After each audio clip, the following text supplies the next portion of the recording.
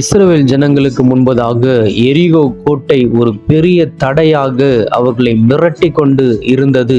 தேவன் அவர்களிடத்துல சொல்லல, நீங்க போய் யுத்தம் பண்ணுங்க என்று சொல்லி. ஆனால் தேவன் சொல்லுகிறார், 6 நாள் நீங்கள் அந்த பட்டணத்தை சுற்றி வாருங்கள், 7வது நாளோ 7 தடவை சுற்றி வந்து எக்காலத்தை ஊத கடவர்கள் என்று சொல்லி ஆண்டவர் அவர்களிடத்துல சொன்னார். தேவனுடைய அற்புத கரத்தினால இந்த தடை எரிகோ கோட்டை விழும் என்று சொல்லி ஆண்டவர் வாக்கு பண்ணினார். ஆம், அந்த வார்த்தையை நம்பின யோசுவா அந்த எரிகோ கோட்டைக்கு முன்பதாக தேவன் சொன்ன வசனத்துக்கு அப்படியே, தேவன் சொன்ன வார்த்தைக்கு அப்படியே கீழ்ப்படிந்து செய்த பொழுது அதிசயமாக அந்த எரிகோ கோட்டை தகர்ந்து விழுந்தது.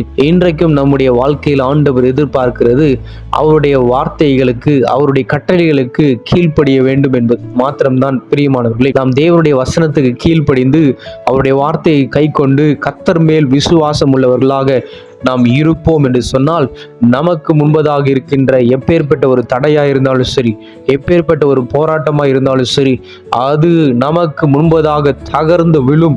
கர்த்தருடைய கரம் அதிசயத்தை செய்கிறதை நீங்கள் பார்ப்பீர்கள்.